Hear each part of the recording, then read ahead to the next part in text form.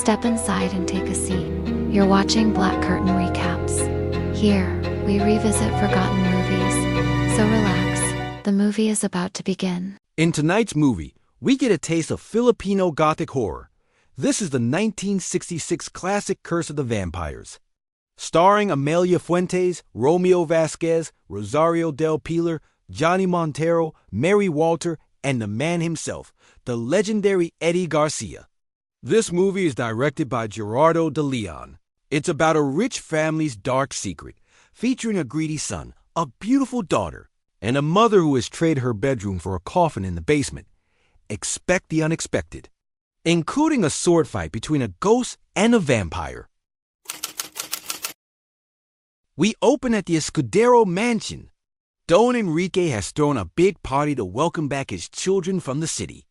The lights are bright, the champagne is flowing, and everyone is dressed for the bowl. First, meet the Don's daughter, Leonore. She's pure, she's innocent, and she's brought home Daniel. Now, Daniel is a total 10 tenths. He's got the hair, the suit, and the I'll protect you eyes. Enter Eduardo, the Don's eldest. He's got the killer mustache, the bad boy swagger, and a heart made of ice. While he's dancing with his childhood sweetheart Christina, he isn't thinking about romance. He's thinking about power. As the heir to the mansion, he's a predator in waiting. And now, meet the head of the house, Don Enrique. Enrique is throwing this party, but he looks like he's currently passing a kidney stone made of pure anxiety. The stress finally wins.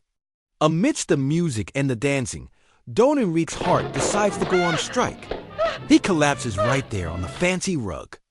But instead of a doctor, he summons his attorney. While he's literally clutching his chest, he decides to update his will. Most people leave behind jewelry and bank accounts. Enrique? He added a clause in his will that says, "When I die, burn this entire mansion to the ground." Raise it the latest thickest left of the house of Escudero. Eduardo hears this, and his brain nearly shorts out. He's looking at the chandeliers, the marble floors, and the fine art, thinking, "Dad, I know you're dying, but let's not get carried away with the scorched earth policy." Eduardo isn't having it. He confronts his dad like he's an auditor for the IRS. He's like, "Listen, old man, you can't just burn my future real estate portfolio because you're having a bad day." And that this house will be mine. Enrique realizes he can't gaslight his son anymore. He lets his son in on the family's secret. Behind a massive painting of the family matriarch Dona Consuelo was a hidden door. They head down a set of stairs to the basement, which is damp, creepy, and definitely not where you keep the good wine. Instead, there lay a coffin. And inside was Mom. Meet Mom. She had been dead for almost 10 years. But what the F, right? And so, in the Escudero bloodline runs the curse of the vampire. Everyone in the family carries the damn curse. That after death, they all will turn into creatures of the night. Enrique is like, "This curse ends with us, Eduardo. The blood is rotten. The house has to burn so the world is safe." Look at Eduardo's face here. This is the pivotal moment. Most would be calling an exorcist or sprinting toward the nearest border. But Eduardo? He's looking at his vampire mom with a look of curiosity. He's staring at her fangs and then back at the mansion. You can almost see the gears turning in his head. Immortal Life and I get to keep the house? That sounds like a win-win. Things are about to get very, very messy. So Daniel, our resident good guy, decides it's time to make it official. He goes to Don Enrique to ask for Leonore's hand in marriage. Normally, this is where you get a welcome to the family hug. Instead, Enrique shuts it down like a nightclub at 4 a.m. Leonore is absolutely devastated. But then, the basement secret finally reaches her. I saw her the day she died. I was there. I cried at her grave. When Leonore learns that her mother is a vampire, she has a total change of heart. She realizes the Escudero curse is real. She goes to Daniel and breaks his heart, basically telling him, "It's not you. It's my DNA. We can't have kids because they probably eat the babysitter. While Leonore is being noble and tragic, Eduardo is being Eduardo. He heads down to the basement for a life change. He looks at his vampire mother and says, "I'm ready for my promotion." He intentionally lets her bite him. Look at this man's face. He isn't screaming. He's leaning into it. Eduardo has officially traded his humanity for a shot at being a superpowered landlord. He's now the first vampire 2.0 of the family, and he's not planning on hiding in a cellar. He's got plans. No, not dental plans. As he turns into a vampire, he's thinking, this isn't a curse, it's an upgrade.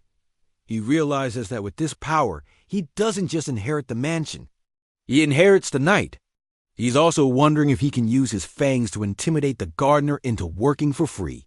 Eduardo's first act as a creature of the night, visiting his childhood sweetheart, Christina. But this isn't a romantic window serenade. He stalks her, corners her, and bites her. The next morning, Christina is pale, weak, and bedridden.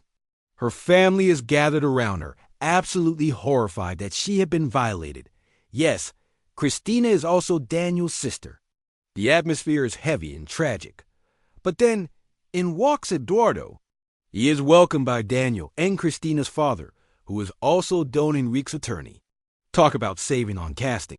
And guys, the audacity of this man. Eduardo walks into the room and says, "I'd like to marry her now." He's basically admitting he's the one who did it. But in his mind, he's making it right through marriage. It's toxic. It's dark. It's pure Eduardo. Because this is a Gothic drama, they actually get married. Eduardo turns Christina into a completely submissive slave. She is now damned to horrific nights of vampire hickeys. I, Eduardo, am your lord and your only master. Meanwhile, Mom realizes she's had enough of the dungeon life and decides to look for the exit door. Hold on your seat, folks, because others are about to do the same. Permanently. Doña Consuelo begins stalking the mansion and ends up in Leonore's bedroom. She suddenly has a craving for her daughter's blood, but Lenore's crucifix necklace turns her off. She flees outside in a hurry. Don Enrique and his helper Sebastiano pursue her.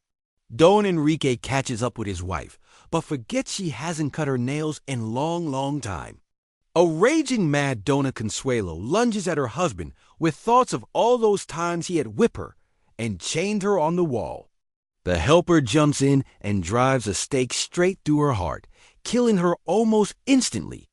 They drag her body to the hills to burn it. It's a grim, silent scene. A tearful Don Enrique watches his wife turn to ash, thinking that the basement won't be the same without her. On the bright side, he can now do some renovations. Don Enrique returns to the mansion, probably hoping for a glass of brandy and a nap. Instead, he finds Eduardo waiting in the shadows, but this isn't the son he remembers. With the shock of seeing his son, Enrique has a massive heart attack and dies. They are back at the cemetery to put Don Enrique in the ground. While the dirt is still fresh, Daniel decides this is the perfect time for a romantic intervention. He accosts Leonore, begging her to snap out of it and come back to the life they planned together. But Leonore refuses him flat out, leaving Daniel standing in the graveyard looking more than a little salty. And honestly, you can't blame the guy for being bitter. His sister is now married to the vampire-in-chief, Eduardo, while Daniel is stuck in the ultimate friend zone. Next morning, the administrator arrives to read the will. Eduardo is sitting there, ready to collect his inheritance, but when he hears the burn it all clause, he loses it. He storms out angry as hell. Salty Daniel catches up to Eduardo and tells him that if he can't have Leonore, he'll do. What he meant was, the next best thing is beating him up. A fight breaks out and it gets primitive. So forget the holy water and the wooden stakes. Daniel has discovered a much more effective weapon against vampires, making them forget they are one. Must be his good looks. We've now moved from Gothic horror to a full-on stable yard brawl, complete with pitchforks. Despite Eduardo being a literal vampire, Daniel is absolutely handing it to him. When Daniel was ready to deliver the final blow, Leonore rushes in and begs Daniel to spare his brother. Daniel's martial arts and machismo pay off. Family curse or not, Leonore realizes he's just too hot. They make a pact. They're leaving the Escudero mansion and its nightmares behind for good. It's time to run. Eduardo overhears their plan to leave. He knows he can't beat Daniel in a fair pitchfork fight, not with that perfect hair. So he goes full Looney Tunes villain. He rigs the couple's carriage to ensure they never make it to their happily ever after. Leonore and Daniel elope. As they travel along the road, the carriage loses control and plunges off a massive cliff. Leonore lay unconscious on the ground while Daniel gasps his last breath, blaming himself for not taking that left turn in Albuquerque. Eduardo's plan worked. He's eliminated an already fleeing enemy. What he didn't know was, in this movie, the dead don't really stay dead. Now, on to the finale. Leonore regains consciousness hoping to see Daniel's handsome face. Instead, there's Eduardo ready to deliver the bad news. There's no hey, sis. I'm glad you're alive. You just go straight for the jugular. He was buried yesterday afternoon. You are still unconscious. Leonore's goes into world-class meltdown. The doctor knocks her out with a sedative that was clearly 90% hallucinogens. That night, she wakes up mid-trip to see Daniel standing in her room. He looks solid. He feels real. The 1960s grade LSD is hitting her at full speed. Suddenly, Eduardo enters the room with the lamest of excuses.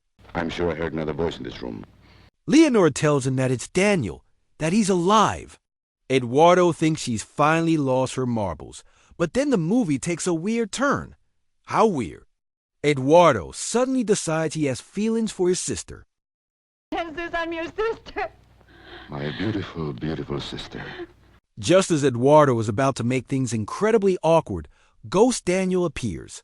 Leonore wasn't hallucinating. Daniel had come back as a spirit. Eduardo makes a run for it. He is a vampire, but ghosts are just too much for him to take. He locked himself in a room, as if that would help. Daniel materializes to his horror. This is it, guys. This is what you came here to see. Cinema at its finest. A vampire and a ghost in an actual sword fight. With the apparent ghostly advantage, of course, because Daniel can teleport in and out. Or sometimes, he could just duck up and down. Eduardo is swinging his blade at thin air while Daniel teleports and ducks around the room. Eduardo is losing his mind, swinging at shadows until Daniel just vanishes. Eduardo is left panting. Pissed and humiliated, he vents it all on the maids. Meanwhile, Leonore couldn't accept that Daniel is dead. She sneaks into the cemetery because she wants answers. She believes that it was not just some lucid LSD dream.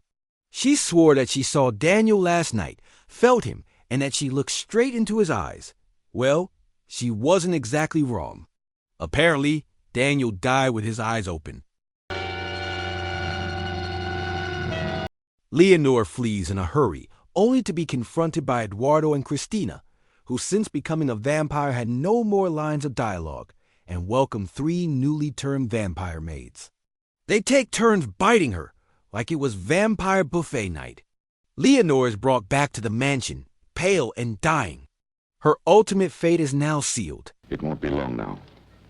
She'll finally become one of us. Just when you think Eduardo has won, all hell breaks loose. The entire town arrived to end the madness. We're talking priests and ministers, people with torches and pitchforks, giant floats of saints, and the Santo Niño, and slow-moving nuns. This is mob justice. This is 1960s people's power. They surround the mansion and start a high-speed prayer session. The holy energy is too much for the bloodsuckers.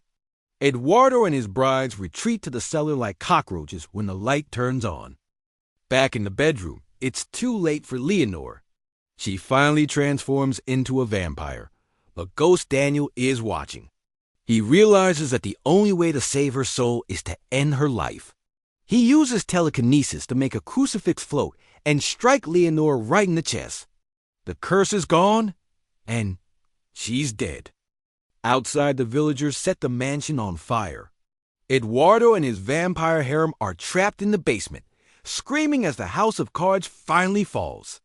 The Escudero legacy is reduced to ash and charcoal, thereby fulfilling Don Escudero's will.